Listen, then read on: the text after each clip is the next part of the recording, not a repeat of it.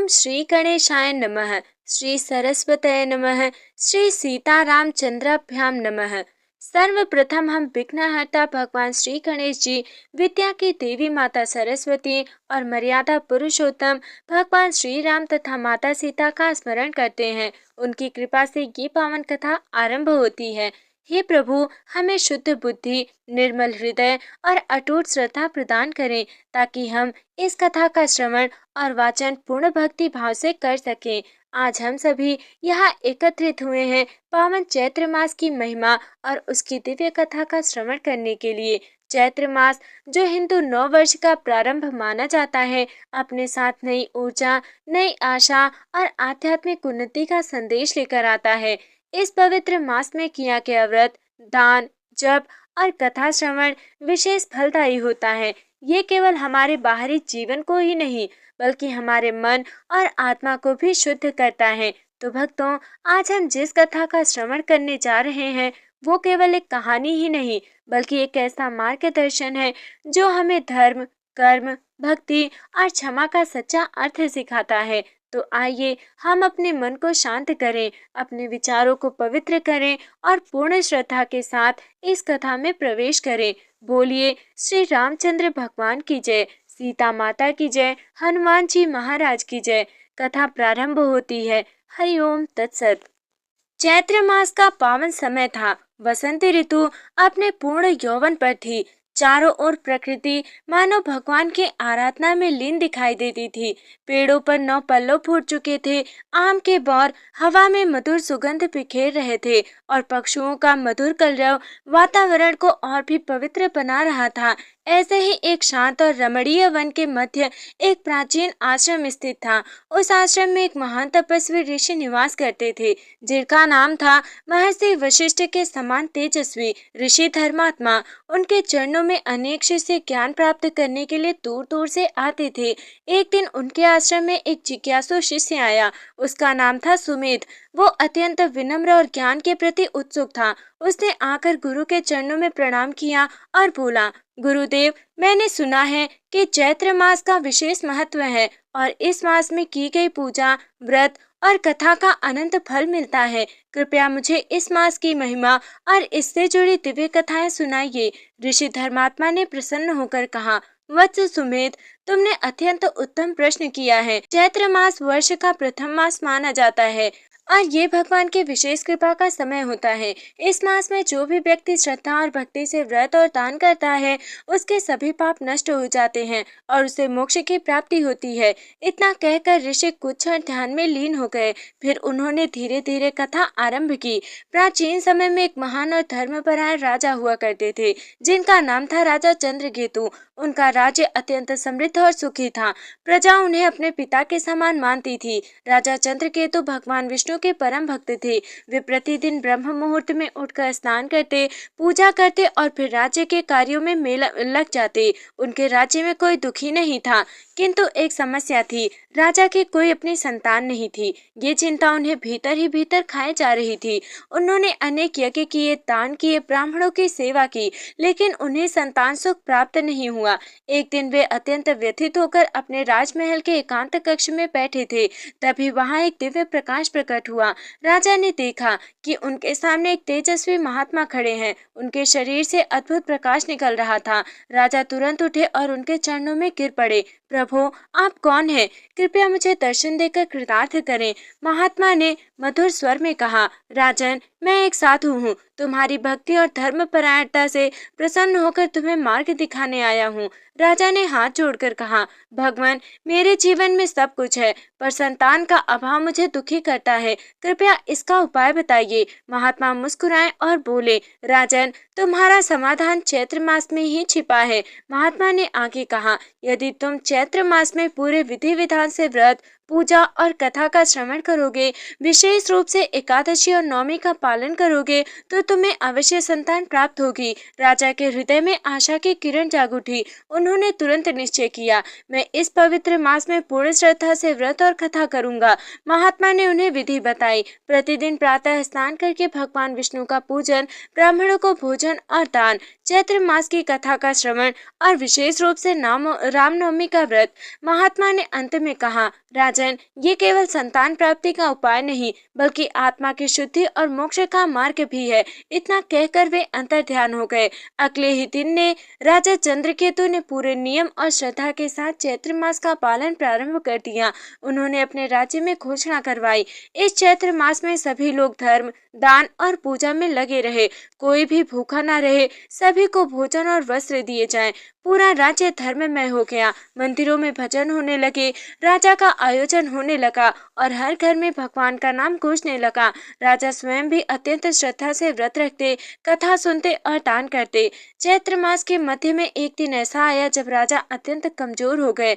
लगातार व्रत और तपस्या के कारण उनका शरीर थक चुका था। उनके मंत्री और रानी ने उनसे कहा, महाराज कृपया थोड़ा विश्राम करें, आप अपने स्वास्थ्य का ध्यान रखें। किंतु राजा अडिग रहे। मैंने जो संकल्प लिया है उसे पूरा करके ही रहूंगा, चाहे कुछ भी हो जाए। उसी रात राजा को एक विचित्र स्वप्न आया। उन्होंने देखा कि एक भयानक राक्षस उनके सामने खड़ा है और कह रहा है, राजा यदि तुम अपना व्रत छोड़ दो तो मैं तुम्हें तुरंत संतान दे दूंगा। राजा ने दृढ़ता से उत्तर दिया, मैं अधर्म के मार्ग से कुछ भी प्राप्त नहीं करना चाहता। राक्षस क्रोधित होकर गायब हो गया। सुबह होते ही राजा ने अपने स्वप्न के बारे में ऋषियों को बताया। उन्होंने कहा, राजन ये तुम्हारी परीक्षा थी, तुम उसमें सफल हुए हो। राजा का विश्वास और भी दृढ़ हो गया। उस रात के बाद राजा चंद्रकेतु के मन में एक अद्भुत शांति आ गई। उनके भीतर अब कोई संदेह नहीं था। वे पूरी श्रद्धा से अपने व्रत और पूजा में लगे रहे। कुछ ही दिनों बाद एक विशेष दिन आया, चैत्र शुक्ल नवमी। ये वही पावन तिथि थी जब भगवान श्री राम का अवतार हुआ था। पूरे राज्य में उत्सव का वातावरण था। मंदिरों में भजन कीर्तन हो रहे थे, हर घर में दीप चल रहे थे और भक्तजन राम नाम का जाप कर रहे थे। राजा चंद्रकेतु ने भी इस दिन विशेष व्रत रखा और पूरे विधि विधान से भगवान की पूजा की। राजा ने अपने राज पुरोहित से पूछा, गुरुदेव इस नवमी का इतना महत्व क्यों है? राज पुरोहित ने उत्तर दिया, महाराज यही वो दिन है जब भगवान ने धर्म की रक्षा के लिए पृथ्वी पर अवतार लिया। इस दिन जो भी व्यक्ति श्रद्धा से व्रत और पूजा करता है उसकी सभी मनोकामनाएं पूर्ण होती है।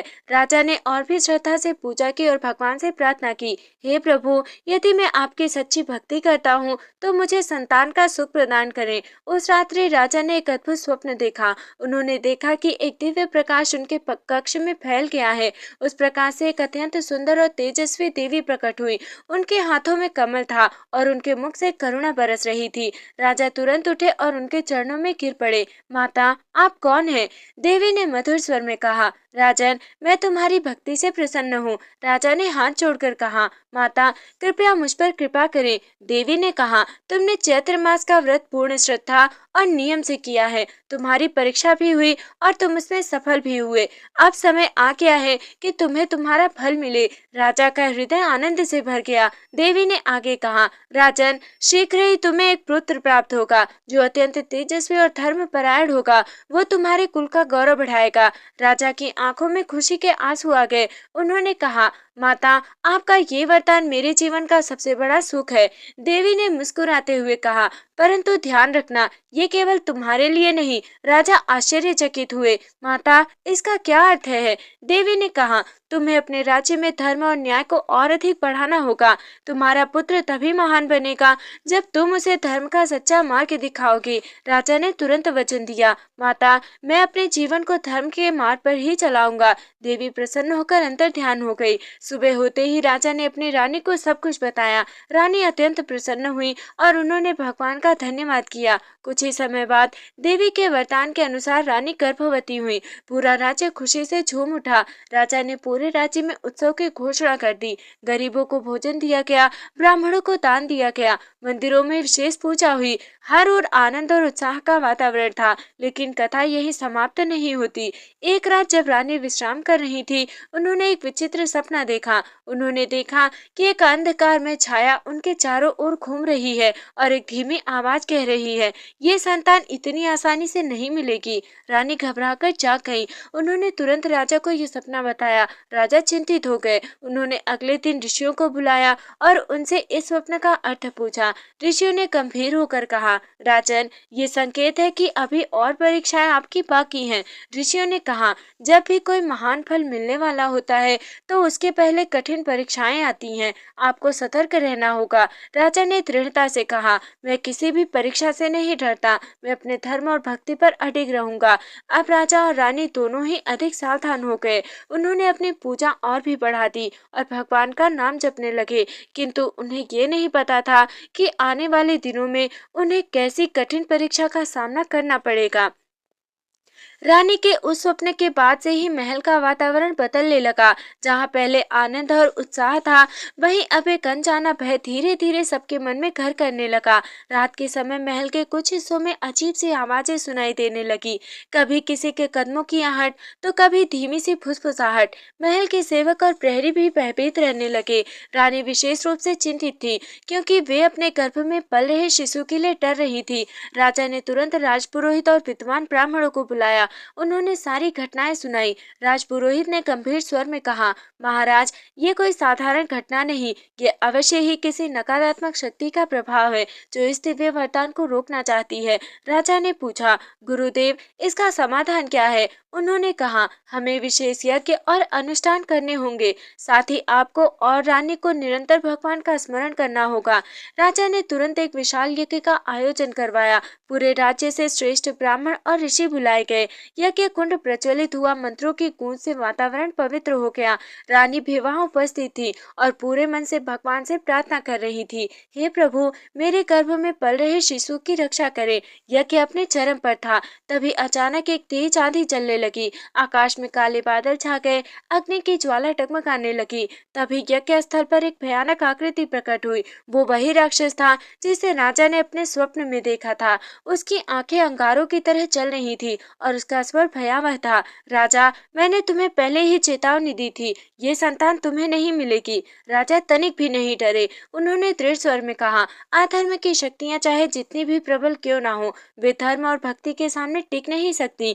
राक्षस क्रोधित हो गया। उसने यज्ञ को नष्ट करने का प्रयास किया। तभी सभी ऋषि और ब्राह्मण एक साथ खड़े हो गए। उन्होंने वेद मंत्रों का उच्चारण करना शुरू कर दिया। उनकी सामूहिक शक्ति से एक दिव्य प्रकाश उत्पन्न हुआ, जिसने उस राक्षस को घेर लिया। राक्षस तड़पने लगा। उसी समय आकाश से दिव्य प्रकाश उतरा। वही देवी पुनः प्रकट हुई। उनका स्वर इस बार और भी शक्तिशाली था, अधर्मी ये स्थान छोड़ दे। राक्षस कांप उठा। उसने कहा, देवी, मैं हार मानता हूँ, पर ये याद रखना कि ये अंत नहीं। इतना कहकर वो अदृश्य हो गया। राक्षस के जाने के बाद वातावरण फिर से शांत हो गया। यज्ञ पूर्ण हुआ।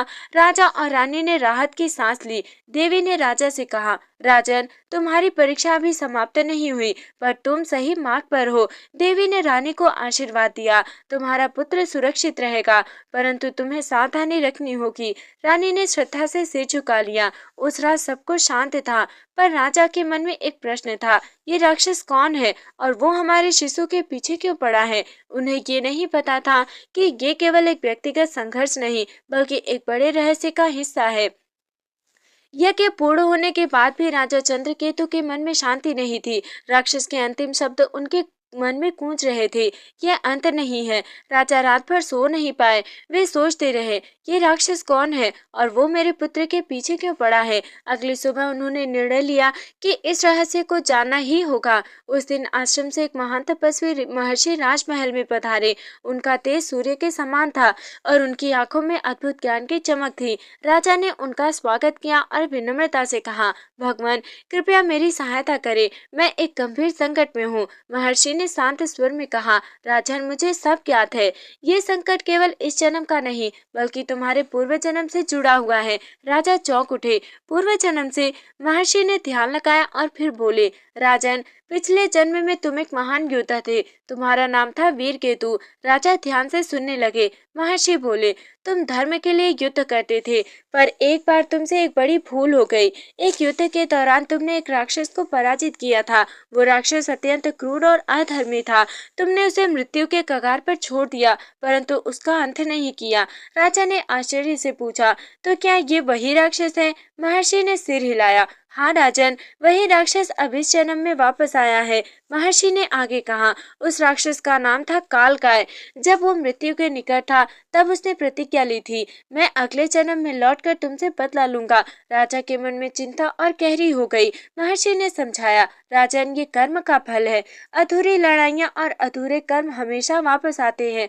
राजा ने पूछा, तो क्या इसका कोई उपाय है? महर्षि ने कहा, हाँ राजन, इसका समाधान है, और वो भी चैत्र मास में ही छिपा है। राजा ध्यान से सुनने लगे। तुम्हें न केवल व्रत और पूजा करनी होगी, बल्कि अपने भीतर के भय और अहंकार को भी समाप्त करना होगा। महर्षि ने कहा, ये केवल बाहरी युद्ध नहीं, बल्कि एक आंतरिक युद्ध भी है। जब तक तुम अपने मन को पूर्ण रूप से शुद्ध नहीं करोगे, तब तक ये संकट समाप्त नहीं होगा। राजा ने गंभीरता से कहा, मैं इस परीक्षा को स्वीकार करता हूँ। महर्षि ने रानी की ओर देखकर कहा, माता, आपकी भूमिका भी अत्यंत महत्वपूर्ण है। आपको अपने मन को भय से मुक्त रखना होगा, क्योंकि गर्भ में पल रहा बालक आपके भावों से प्रभावित होता है। रानी ने दृढ़ता से कहा, मैं अपने मन को स्थिर रखूंगी और भगवान का स्मरण करती रहूंगी। महर्षि ने अंत में कहा, राजन, चैत्र मास के अंतिम दिनों में तुम्हारी सबसे बड़ी परीक्षा होगी। तुम्हें स्वयं उस राक्षस का सामना करना पड़ेगा। राजा ने निर्भय होकर कहा, मैं तैयार हूँ ऋषिवर। महर्षि ने आशीर्वाद देते हुए कहा, यदि तुमने ये परीक्षा पार कर ली तो न केवल तुम्हें संतान सुख मिलेगा, बल्कि तुम्हें आध्यात्मिक उन्नति भी प्राप्त होगी। राजा और रानी दोनों ने उनके चरणों में प्रणाम किया। अब राजा का मन पूरी तरह स्पष्ट था। उन्हें पता चल चुका था कि ये केवल एक संकट नहीं, बल्कि एक कर्म का परिणाम है। उन्होंने निश्चय किया, मैं इस बार कोई अधूरा कार्य नहीं छोड़ूंगा। चैत्र मास के अंतिम दिन निकट आ रहे थे। राजमहल में बाहरी रूप से सब कुछ शांत था, लेकिन भीतर ही भीतर एक गहरी बेचैनी थी। राजा चंद्रकेतु अब पहले से अधिक ध्यान, जप और साधना में लगे रहते थे। वे अपने मन को पूरी तरह स्थिर करने का प्रयास कर रहे थे। रानी भी भगवान का स्मरण करती रहती, ताकि उनके गर्भ में पल रहा बालक किसी भी भय से अछूता रहे। अंततः वो रात आ गई, चैत्र मास की अंतिम रात्रि। आकाश में घने बादल छा गए, चंद्रमा भी बादलों में छिप गया। चारों ओर एक अजीब सा सन्नाटा था। ऐसा लग रहा था मानो प्रकृति स्वयं किसी बड़ी घटना की प्रतीक्षा कर रही हो। अचानक आकाश में गर्जना हुई, तेज हवाएं चलने लगी, और फिर एक विशाल और भयानक आकृति आकाश से उतरकर महल के सामने प्रकट हुई। वो था राक्षस कालकाय। उसकी आंखों में क्रोध की ज्वाला थी और उसका शरीर काले धुएं से घिरा हुआ था। उसने गरजते हुए कहा, राजा चंद्रकेतु, आज तुम्हारी कहानी समाप्त होगी। राजा बिना डरे बाहर आए। उनके हाथ में तलवार थी, पर उनके चेहरे पर भय नहीं, बल्कि आत्मविश्वास था। उन्होंने कहा, कालकाय, ये युद्ध केवल हमारे बीच नहीं, बल्कि धर्म और अधर्म के बीच है। आज इसका अंत होगा। दोनों के बीच भयंकर युद्ध शुरू हो गया। कालकाय अपनी मायावी शक्तियों से आक्रमण कर रहा था। कभी वो अनेक रूपों में विभाजित हो जाता, कभी आकाश में उड़कर अग्नि वर्षा करता, कभी अंधकार फैलाकर राजा को भ्रमित करने की कोशिश करता। पर राजा चंद्रकेतु अब केवल योद्धा नहीं थे, वे एक साधक बन चुके थे। राजा ने अपनी आंखें बंद की और भगवान का स्मरण किया। उन्होंने मन ही मन कहा, हे प्रभु, मुझे शक्ति दे कि मैं इस अधर्म का अंत कर सकूं। अचानक उनके भीतर एक दिव्य ऊर्जा का संचार हुआ। उनकी तलवार से प्रकाश निकलने लगा। राजा ने पूरी शक्ति से कालकाय पर प्रहार किया। राक्षस पीछे हट गया, पर अभी भी पराजित नहीं हुआ था। उसने क्रोधित होकर कहा, तुम मुझे इतनी आसानी से नहीं हरा सकते। उसी क्षण राजा के मन में महर्षि के शब्द गूंजे, ये केवल बाहरी युद्ध नहीं, बल्कि आंतरिक भी है। राजा ने अपने भीतर झांका। उन्हें समझ में आया कि इस राक्षस के प्रति उनका क्रोध भी एक बंधन है। उन्होंने अपनी तलवार नीचे रख दी।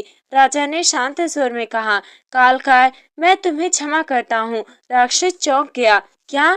राजा ने कहा, पिछले जन्म में मैंने तुम्हें अधूरा छोड़ा, ये मेरी भूल थी, पर अब मैं इस वैर को समाप्त करना चाहता हूँ। जैसे ही राजा ने ये कहा, एक अद्भुत परिवर्तन हुआ। कालकाय का भयानक रूप धीरे धीरे बदलने लगा। उसका क्रोध शांत होने लगा। उसकी आंखों से आंसू बहने लगे। कालकाय ने धीमे स्वर में कहा, राजन, तुम्हारी करुणा ने मुझे मुक्त कर दिया। उसका शरीर प्रकाश में परिवर्तित हो गया और वो आकाश में विलीन हो गया। आकाश साफ हो गया। चंद्रमा फिर से चमकने लगा। राजा ने गहरी सांस ली। उनकी सबसे बड़ी परीक्षा समाप्त हो चुकी थी। कुछ समय बाद देवी के वरदान के अनुसार रानी ने एक सुंदर और तेजस्वी पुत्र को जन्म दिया। पूरा राज्य आनंद से झूम उठा। ऋषि धर्मात्मा ने अंत में कहा, वत्स सुमेध, इस कथा से हमें ये शिक्षा मिलती है कि व्रत और भक्ति से असंभव भी संभव हो जाता है। कर्म का फल अवश्य मिलता है और सबसे बड़ी शक्ति क्षमा और करुणा है। राजा चंद्रकेतु की कथा केवल एक राजा, राक्षस और वरदान की कहानी नहीं, ये एक गहरा आध्यात्मिक संदेश है जो हर मनुष्य के जीवन से जुड़ा हुआ है। राजा चंद्रकेतु के जीवन में अब सब कुछ बदल चुका था। उनके पुत्र के जन्म के साथ ही राज्य में एक नए युग का आरंभ हुआ। उस बालक का नाम रखा गया सत्यकेतु। बालक बचपन से ही असाधारण था। उसकी आंखों में तेज था, उसका स्वभाव शांत और करुणामय था और वो धर्म की ओर स्वाभाविक रूप से आकर्षित होता था। राजा और रानी उसे देखकर अत्यंत प्रसन्न होते थे। राजा चंद्रकेतु ने अपने पुत्र को केवल एक राजकुमार नहीं, बल्कि एक धर्मात्मा मनुष्य बनाने का संकल्प लिया। उन्होंने उसे बचपन से ही सिखाया, सत्य बोलना, दूसरों की सहायता करना और भगवान का स्मरण करना। रानी भी उसे प्रेम और संस्कारों से भर देती। इस पूरी घटना के बाद राजा के भीतर एक गहरी परिवर्तन आ चुका था। अब वे केवल एक शासक नहीं थे, बल्कि एक ज्ञानी और सत स्वभाव व्यक्ति बन गए थे। वे समझ चुके थे कि सच्ची विजय तलवार से नहीं, बल्कि मन की शुद्धि से होती है। ऋषि धर्मात्मा ने सुमेध से कहा, वत्स, यही कारण है कि चैत्र मास को इतना पवित्र माना गया है। उन्होंने आगे समझाया, इस मास में प्रकृति स्वयं नवजीवन का संकेत देती है। भगवान की कृपा विशेष रूप से प्राप्त होती है और मनुष्य को अपने जीवन को सुधारने का अवसर मिलता है। ऋषि ने कहा, राजा चंद्रकेतु को जो फल मिला वो केवल व्रत का नहीं था, वो था उनकी श्रद्धा का, उनकी दृढ़ता का और उनके भीतर आए परिवर्तन का। इस कथा का सबसे महत्वपूर्ण संदेश यही है कि कर्म का फल अवश्य मिलता है, परंतु क्षमा और करुणा से सबसे बड़े बंधन भी टूट सकते हैं।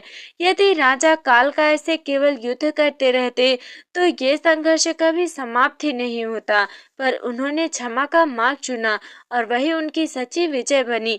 ऋषि बोले, वत्स सुमेध, जब मनुष्य अपने भीतर के क्रोध, अहंकार और भय को जीत लेता है, तभी उसे सच्ची शांति मिलती है। सुमेध ने ये पूरी कथा बड़े ध्यान से सुनी।